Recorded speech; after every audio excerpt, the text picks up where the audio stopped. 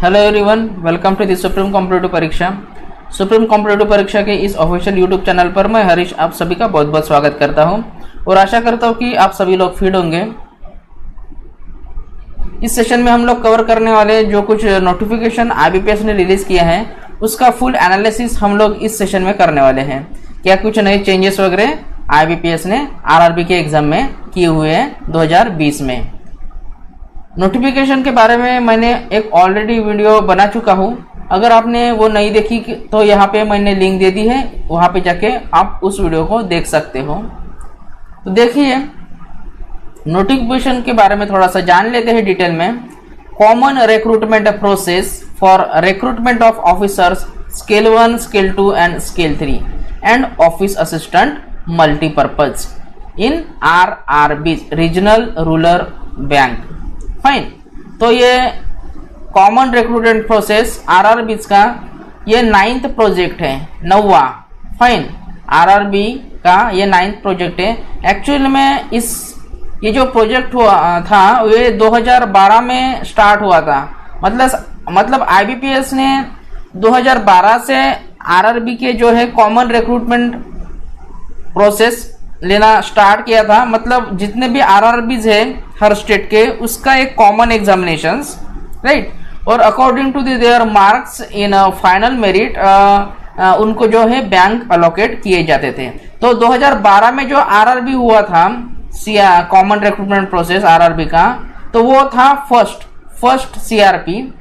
2013 में जो था वो सेकंड सीआरपी। ऐसे करते करते अभी 2020 तक आप अगर गिनोगे तो ये हो जाता है 9th वाला सीआरपी, राइट। ये 9th उन्होंने वहां पे नाम दिया है। इनकी वेबसाइट है www.ibps.in। इस वेबसाइट पे आप लॉगिन करके एक्स्ट्रा इन्फॉर्मेशन वगैरह ले सकते हो, या फिर आपको एग्जाम फॉर्म फिल वगैरह करना है वो भी मैं आपको बता दूंगा एक अलग वीडियो में, कैसे क्या फॉर्म वगैरह आपको फिलअप करना है। अगर कोई क्वेरीज वगैरह होती है तो आप इन वेबसाइट पे जो है आपकी क्वेरीज रजिस्टर्ड कर सकते।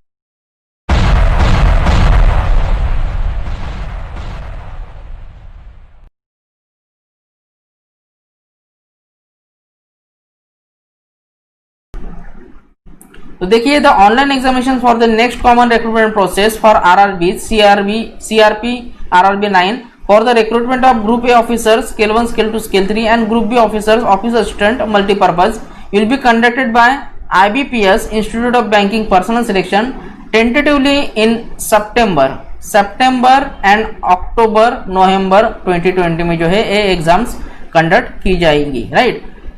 तो देखिए कहाँ किनके द्वारा the interview for the recruitment group A officers, जो इंटरव्यू के बारे में यहाँ पे बात की जा रही है। तो नोडल आरआरबी जो होंगी, मतलब आपके स्टेट की जो आरआरबीज होंगी with the help of NABARD आपको पता होगा, national bank of agriculture and rural development. Basically ये बैंक जो है एग्रीकल्चर लोन में वगैरह जो फार्मर्स लोग हैं उनको हेल्प करती है उनके एग्रीकल्चर लोन में। And IBPS in consultation with appropriate authority tentatively in the month of November में इनके इंटरव्यूज कंडक्ट किए जाएंगे, ऐसा यहाँ पे बोला जा रहा है। Who aspires to join any RRBs at A, Group A officers, Scale 1, Scale 2, Scale 3 and Group B officers, Office Assistant, Multipurpose is required to register for the common recruitment process। उनको रजिस्टर करना पड़ेगा।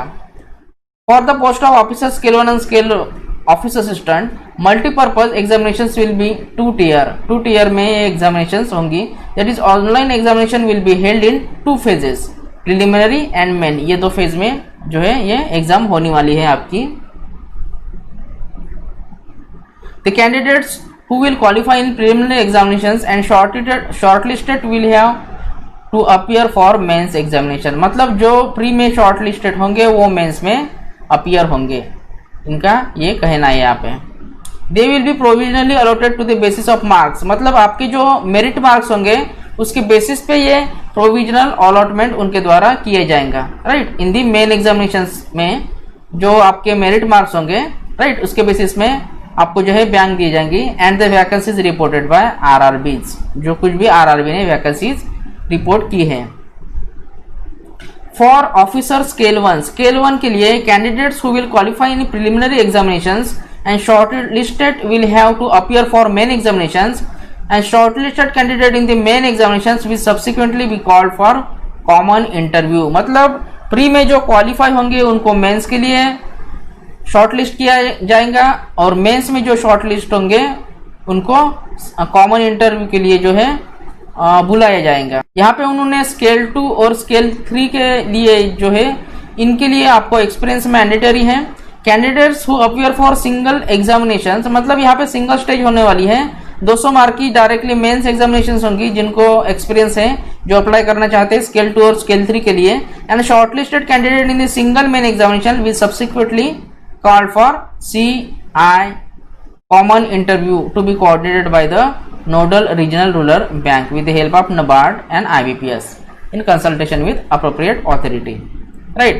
आगे में उन्होंने दिया है depending on the vacancies as per the business needs of RRBs and reported by IBPS, मतलब जितने भी उनकी बिजनेस नीड्स होंगी रीजनल रूरल बैंक की, मतलब जितने भी एम्प्लॉयज उनको चाहिए होंगे उनके बिजनेस करने के लिए, candidate shortlisted will be provisionally allotted to the one of the RRBs, मतलब कौन सी भी एक RRBs को जो है उनको वो ऑफर की जाएंगी वो RRB में जॉब करने के लिए। Keeping in view in merit come preference, मतलब आपके मेरिट के हिसाब से जो है ये, मतलब आप जो कुछ भी प्रेफरेंस फिल करोगे आपके एग्जामिनेशन फॉर्म में उसी प्रेफरेंस के आधार पे आपके मेरिट जो मेरिट मार्क्स देखकर वो आपको जो है बैंक अलॉट की जाएगी।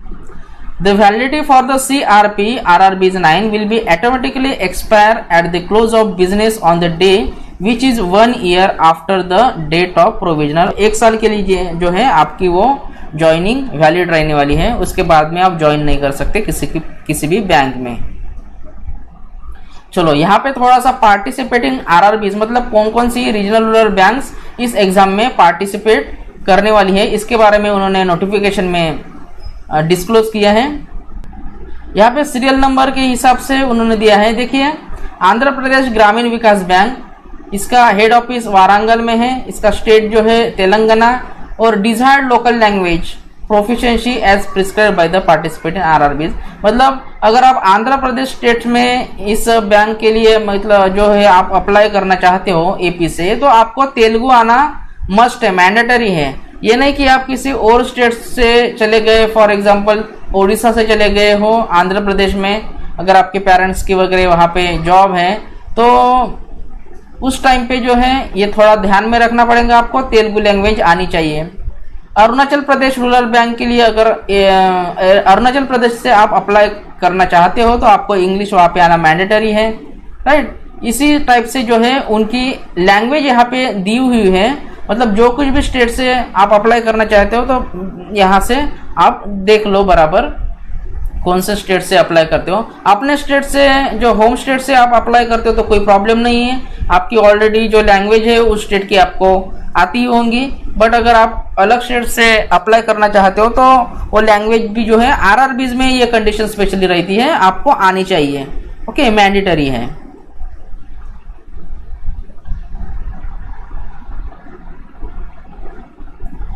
आगे में उन्होंने दिया है a candidate can apply for the post of office assistant multipurpose and can also apply for the post of officer, मतलब दोनों भी पोस्ट के लिए आप इंडिविजुअली जो है अप्लाई कर सकते हो। फाइन, आप मल्टीपर्पज के लिए भी अप्लाई कर सकते हो और ऑफिसर लेवल के भी लिए जो ऑफिसर के लिए आप वहां पे अप्लाई कर सकते हो। However candidate can apply for only the post of officer cadre that is for officer scale 1 और स्केल 2 और स्केल 3, मतलब स्केल 1, स्केल 2 और स्केल 3 इन तीनों में से किसी भी एक पोस्ट के लिए आप अप्लाई कर सकते हो, ओके। उनके साथ में आप मल्टीपर्पज के लिए जो है अप्लाई कर सकते हो। ध्यान में आया आपके? स्केल 1, स्केल 2 और स्केल 3 इन तीनों में से किसी भी एक के लिए साथ ही में मल्टीपर्पज के लिए आप अप्लाई कर सकते हो। आप candidates have to apply separately and pay fees और intimation charges separately for each post applied, okay, each post applied for. तो आपको मल्टीपर्पज की अलग फीस पे करनी पड़ेगी और जो बाकी की एक्स्ट्रा जो आप अप्लाई करना चाहते हो उसकी भी एक्स्ट्रा फीस आपको यहाँ पे करनी पड़ती है। फाइन, एलिजिबिलिटी क्राइटेरिया के बारे में थोड़ा सा यहाँ पे हम लोग डिस्कस कर लेते हैं। The candidate may please note that the eligibility criteria specified is the basic criteria for appointment aforesaid post in the RRB. However, merely applying for qualifying the CRP and getting provisionally allotted in one of the RRBs does not imply that candidate will necessarily be eligible for employment in any of the RRBs. गया है कि अगर आप इसके लिए apply करते हो और क्वालिफाई हो जाते हो, इसका मतलब ये नहीं है कि जो है आप इलिजिबल हो जाओगे एम्प्लॉयमेंट के लिए. फाइन, आपका डॉक्यूमेंट वेरिफिकेशन भी वगैरह वहां पे होने वाला है. It is expressively clarified that ultimate authority for the recruitment is the RRB itself. The RRB concerned may in its sole discretion reject the candidature of anyone provisionally allotted to it through the CRP. मतलब वो किसी भी समय आपका जो है वहां पे कैंडिडेचर कैंसिल कर सकता है अगर कुछ उनको डिफेक्ट्स वगैरह नजर आएंगे तो. फाइन, मतलब आपके कैटेगरी जो अप्लाई की है वो सही से नहीं भरी गई. फाइन, इस केस में अगर कुछ क्राइटेरिया मीट नहीं होता तो आपको वो डिस्क्वालीफाई भी कर सकते हैं. ऐसा यहाँ पे लिखा गया है. Please note that no change of category will be permitted at any stage after registration of online application. Okay, and the result will be processed considering the category which has been indicated in the online application. मतलब एक बार कोई category आपने वहां पे fill up की तो form को submit करने के बाद में उस कैटेगरी को जो है आप चेंज नहीं कर सकते कौन से भी हालत में. फाइन, नेशनलिटी और सिटीजनशिप यहाँ पे उन्होंने दी हुई है. A candidate must be either citizen of India, वो इंडिया का सिटीजन होना चाहिए. सब्जेक्ट ऑफ नेपाल, मतलब आप माइग्रेट हुए होंगे इंडिया में नेपाल से, वो भी चलेंगे. सब्जेक्ट ऑफ भूटान, भूटान में से अगर आप माइग्रेट हुए हो इंडिया में तो भी ये अलाउ कर रहे हैं आपको फॉर्म भरने के लिए. A Tibetan refugee who came over India before 1 January 1962.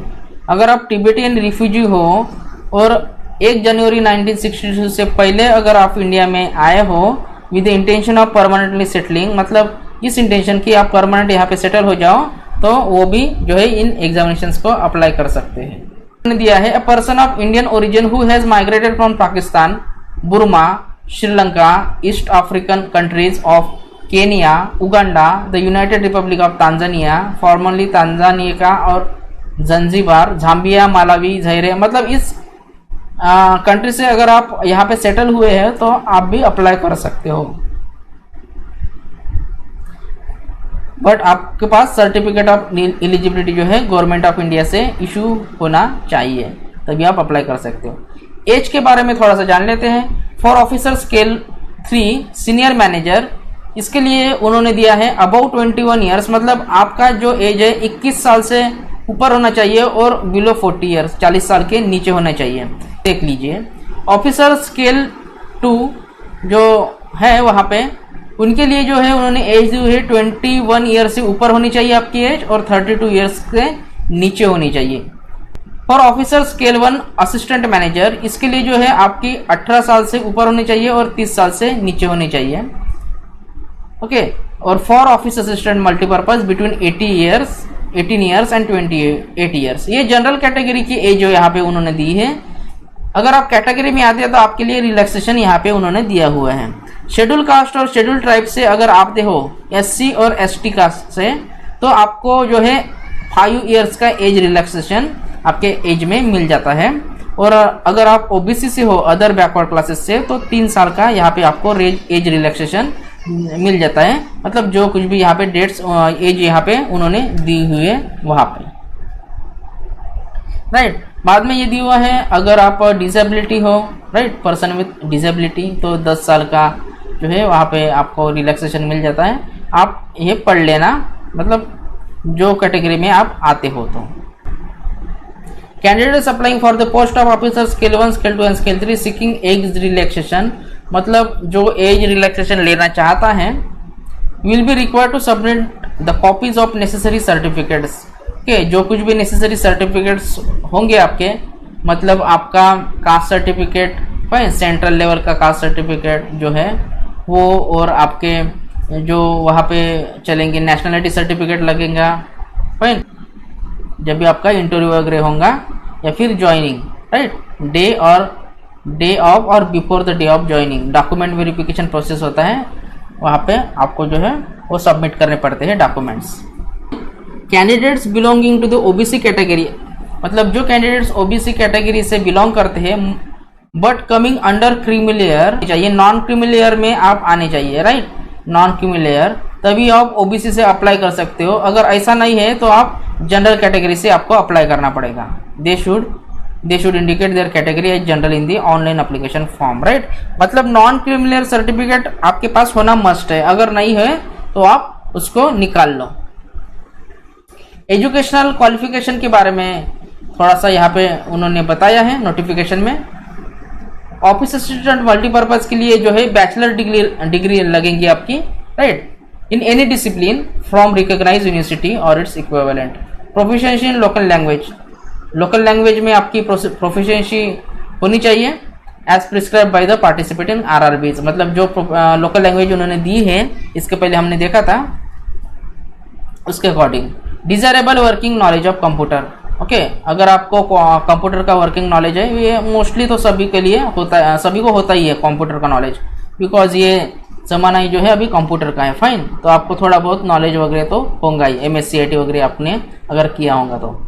अगर आप बेसिकली कंप्यूटर फील्ड से हो, जो उन्होंने अपना जो है डिग्री कंप्यूटर में की हुई है, उनको तो मतलब कुछ सर्टिफिकेट वगैरह की ज़रूरत भी नहीं होती, बिकॉज उनकी डिग्री ही जो है वो कंप्यूटर में हुई रहती है।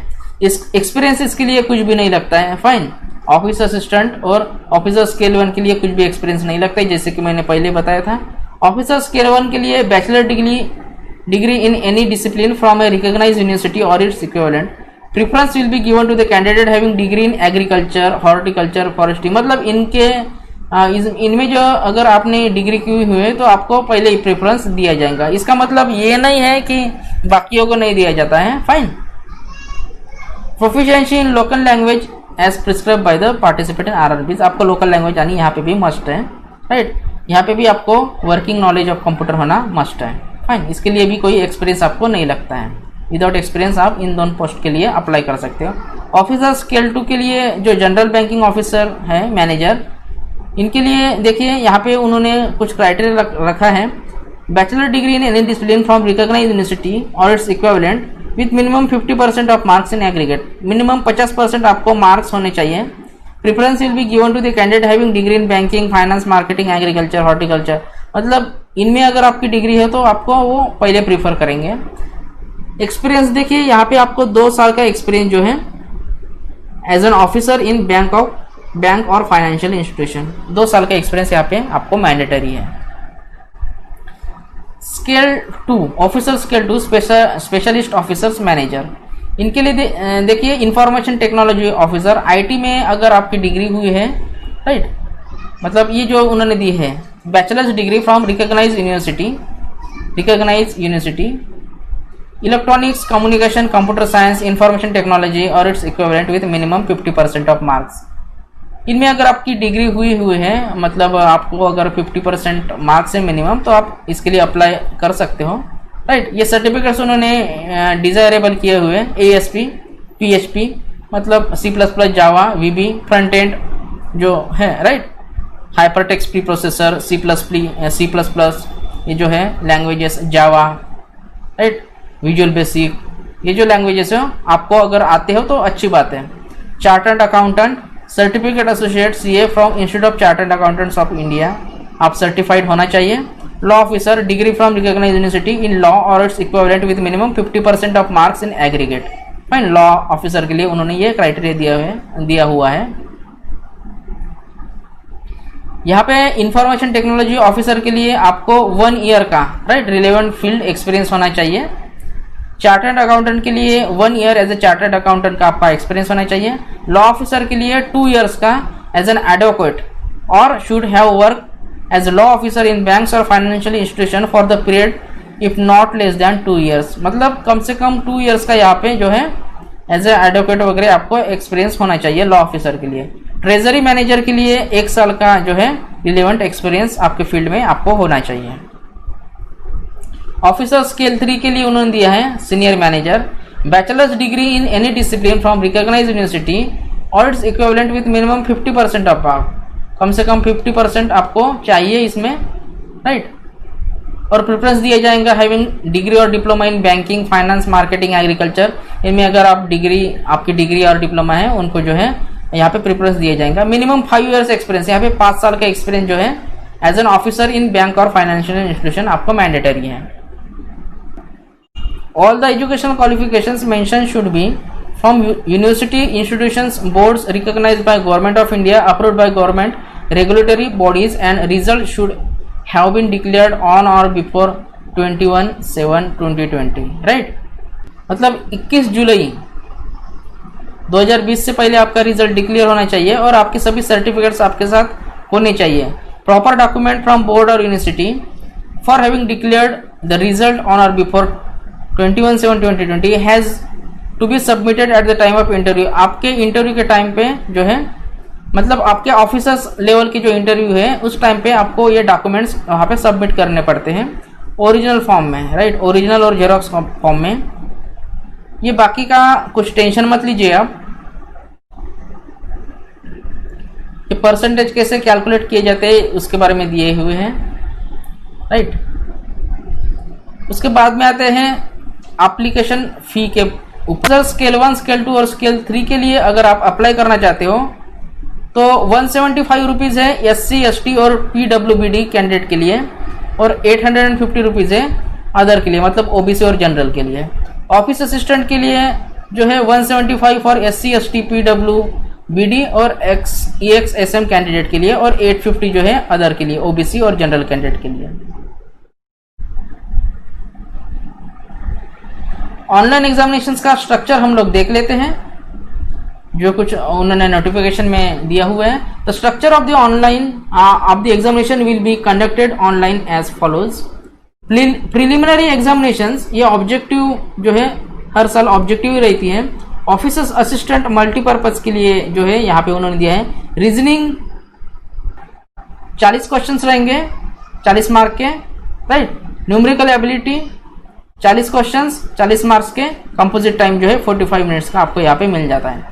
ऑफिसर स्केल 1 के लिए देखिए सेम पैटर्न है, रीजनिंग और क्वांट 2 सब्जेक्ट होंगे। Number of questions 40, maximum marks 40 और यहाँ पे आपको 45 मिनट्स का टाइम दिया जाता है।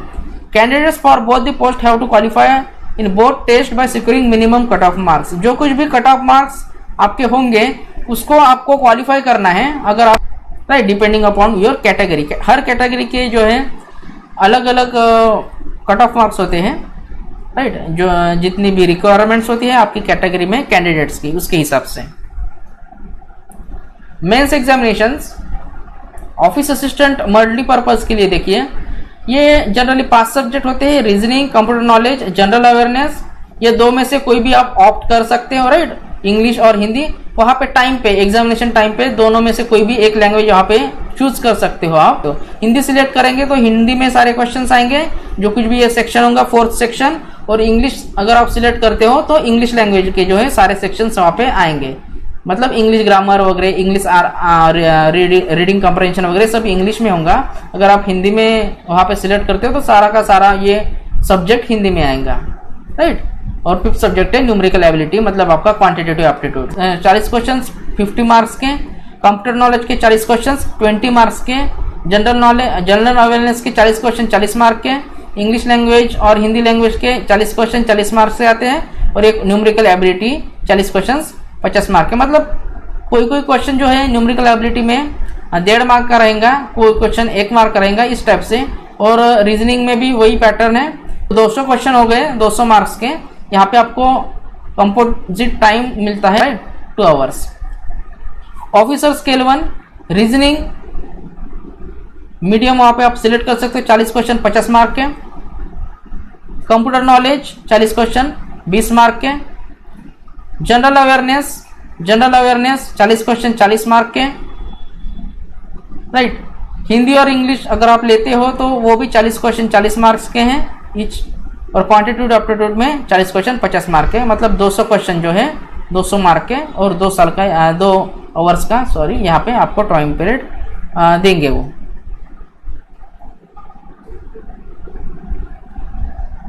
देखिए यहाँ पे आपको मीडियम दिया हुआ है, हर स्टेट का अलग अलग वहाँ पे आप मीडियम चूज कर सकते हो। आप देखिए आप कौन से स्टेट से हो। आंध्र प्रदेश से देखिए इंग्लिश, हिंदी और तेलुगु, इनमें से कोई भी वर्जन में जो है आप टेस्ट को, एग्जाम को अप्लाई हो सकते हो। मतलब ये आपको सिलेक्ट करना होता है जब भी आपका एग्जामिनेशन होता है, राइट। एग्जामिनेशन हॉल में ये जो है आपको ये मीडियम सिलेक्ट करने होते हैं। तो आप देख लीजिए यहाँ पे महाराष्ट्र का दिया हुआ है, इंग्लिश, हिंदी, मराठी और कोंकणी लैंग्वेज में है। कौन से भी लैंग्वेज में आप उसको अपीयर कर सकते हो, हर स्टेट का उन्होंने दिया हुआ है यहाँ पे medium. Officer scale 2 general banking officer, जो सिंगल लेवल एग्जामिनेशंस उनका होता है ऑब्जेक्टिव, मतलब डायरेक्टली मेन उनको देना पड़ेगा, मेंस एग्जामिनेशंस उनको प्री का कोई जो है क्वालिफाई नहीं करनी पड़ती, डायरेक्टली मेंस एग्जामिनेशंस के लिए वो क्वालिफाई हो जाती है, बिकॉज उनके पास एक्सपीरियंस रहता है इसलिए। रीजनिंग जो सेक्शन है हिंदी और इंग्लिश में वो दे सकते हैं 40 क्वेश्चन 50 मार्क के। कंप्यूटर नॉलेज हिंदी और इंग्लिश मीडियम ले सकते हैं 40 क्वेश्चन 20 मार्क के। फाइनेंशियल अवेयरनेस होता है उनमें हिंदी और इंग्लिश 40 क्वेश्चन 40 मार्क के। इंग्लिश और हिंदी यही जो भी ये भी जो है 40 क्वेश्चन 40 मार्क के दिए हुए हैं उन्होंने। उसके बाद में quantitative aptitude and DI data interpretation, right, इसके बारे में हम लोग वीडियो बनाएंगे जल्दी ही। इंग्लिश और हिंदी 40 क्वेश्चन 50 मार्क के, राइट। 200 क्वेश्चन यहाँ पे 200 मार्क के उन्होंने दिए हुए। कंपोजिट टाइम है 2 आवर्स का, 2 आवर्स का। स्केल 2 स्पेशलिस्ट ऑफिसर, ये भी जो है आप देख सकते हो प्रोफेशनल नॉलेज है यहाँ पे, हिंदी और इंग्लिश मीडियम है 40 क्वेश्चन 40 मार्क के। रीजनिंग प्रोफेशनल नॉलेज में जनरली उनके फील्ड के जो क्वेश्चन वहाँ पे सिंगल लाइन क्वेश्चन वहाँ पे पूछे जाते हैं मोस्टली। रीजनिंग हिंदी और इंग्लिश 40 क्वेश्चन 40 मार्क्स के। फाइनेंशियल अवेयरनेस हिंदी और इंग्लिश मीडियम रहेगा 40 क्वेश्चन 40 मार्क के। इंग्लिश लैंग्वेज का इंग्लिश मीडियम रहेगा 40 क्वेश्चन 20 मार्क के। हिंदी लैंग्वेज 40 क्वेश्चन 20 मार्क के। कंप्यूटर नॉलेज हिंदी और इंग्लिश मीडियम रहेंगे 40 क्वेश्चन 20 मार्क के। Quantitative aptitude and DI English और हिंदी 40 क्वेश्चन 40 मार्क के, मतलब टोटल 240 क्वेश्चन 200 मार्क के, राइट। और यहाँ पे कंपोजिट टाइम उन्होंने टोटल टाइम दिया हुआ है 2 आवर्स एंड 30 मिनट्स का। Officer scale 3 reasoning, computer knowledge, financial awareness, यहाँ पे जो पैटर्न है सेम ही है ऑफिसर जो है आपका स्केल 1 के जैसा, right. Quantitative aptitude and data interpretation यहाँ पे मीडियम दिए हुए हैं और 200 मार्क के क्वेश्चंस 200 क्वेश्चन 200 मार्क के यहाँ पे आपको पूछे जाएगा। 2 आवर्स का यहाँ पे कंपोजिट टाइम है 2 आवर्स का, fine, 120 minutes. Penalty for wrong answers applicable to all preliminary, main and single level examinations. यहाँ पे क्या होता है, अगर आप कोई क्वेश्चन गलत करते हो तो आपके जो सिक्योर मार्क्स होते हैं उसमें से 0.25 मार्क जो है माइनस हो जाते हैं।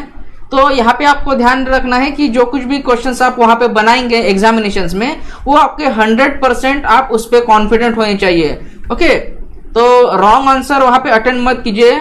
आपको अगर पता है कि ये क्वेश्चन आपने पहले अटेम्प्ट किया हुआ है, ऐसे क्वेश्चंस आपने पहले प्रैक्टिस किए हुए हैं, तो उसी क्वेश्चन को आपको एग्जामिनेशंस में बनाना है। अगर नए क्वेश्चन दिखे तो उसको डायरेक्टली आप स्किप करके नेक्स्ट क्वेश्चन पे आप चले जाओ। For the post of office assistant multipurpose marks obtained only in the main examinations will be considered for final merit listing. मतलब जो मेन एग्जामिनेशंस में आपने सिक्योर किए हुए मार्क होंगे, अगर आप मल्टीपर्पज क्लरिकल के लिए अप्लाई करते हो तो मेन एग्जामिनेशंस के मार्क जो है आपके फाइनल मेरिट में गिने जाएंगे, फाइन। प्रीलिमिनरी एग्जाम जो है क्वालिफाइंग नेचर का होता है।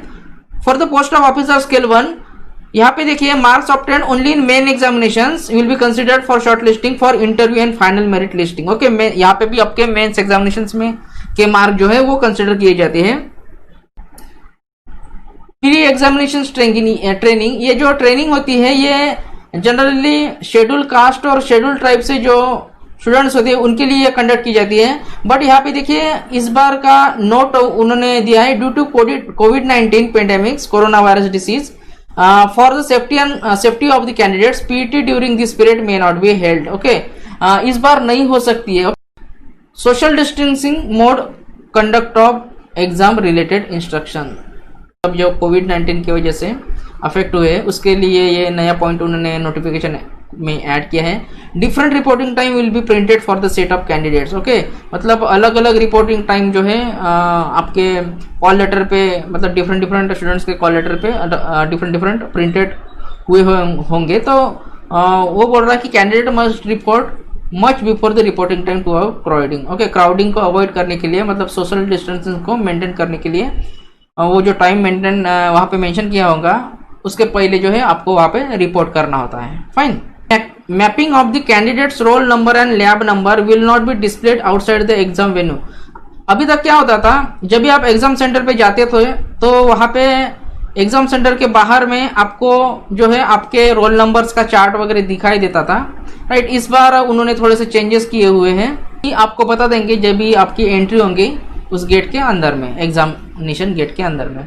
Third, atoms permitted into the venue for candidates, मतलब कौन कौन सी चीजें आप वहां पे लेके जा सकते हो एग्जामिनेशन हॉल में। वो बोल रहा है कि mask, wearing A mask is compulsory, आपको मास्क पहनना जो है कंपलसरी है। ग्लोव्स होने चाहिए आपके हाथ में। Personal transparent water bottle, okay, transparent water bottle वहां पे लेके जाना है, ट्रांसपेरेंट लेके जाना, ओके। पैक वाली जो जहां से पानी नहीं दिखता वो नहीं लेके जाना है। जो इन्फॉर्मेशन उन्होंने दी है यहाँ पे, जो इंस्ट्रक्शंस आपको दिए उनको फॉलो करना है आपको। पर्सनल हैंड सैनिटाइजर 50 ml का जो है हैंड सैनिटाइजर आपको लेके जाना होगा। A simple pen, exam related documents जो है call letter, admit card, ID card with original photocopy of the ID card etc. आपके कॉल लेटर पे आपको जो आपने अपलोड किया हुआ पिक है आपका, ओके, मतलब जब भी आप फॉर्म भरते हो उस टाइम पे जो पिक आपने अपलोड किया है तुम्हारा जो पासपोर्ट है, वही पासपोर्ट आपको बाजू में कलर इसमें आपको वहाँ पे स्टिक करना है। और साथ में आपकी आईडी कार्ड जो है आधार वगैरह उसका ओरिजिनल और जेरोक्स कॉपी वहाँ पे आपको लेके जाना है। फाइन। एग्जाम में मेंस को क्वालिफाई कर जाओगे तो इंटरव्यू के लिए कौन से या फिर ज्वाइनिंग के लिए कौन से डॉक्यूमेंट्स आपको लगने वाले हैं इसकी लिस्ट यहाँ पे उन्होंने दी हुई है। Okay, valid interview call letter आपको लेके जाना पड़ेगा। Valid system generated print out जो है ऑनलाइन एप्लीकेशन रजिस्ट्रेशन फॉर्म की जो आपने अप्लाई किया उसकी। डेट ऑफ बर्थ का आपका प्रूफ आपको लेके जाना पड़ेगा, बर्थ सर्टिफिकेट वगैरह। फोटो आइडेंटिटी प्रूफ जो है आपको लेके जाना पड़ेगा वहाँ पे। मार्कशीट लेके जानी पड़ेंगी आपके ग्रेजुएशन की। Okay, fine. कास्ट सर्टिफिकेट लेके जाना पड़ेगा, ओके। और इनकम सर्टिफिकेट जो है आपके फैमिली का वो वहाँ पे आपको लेके जाना पड़ेगा।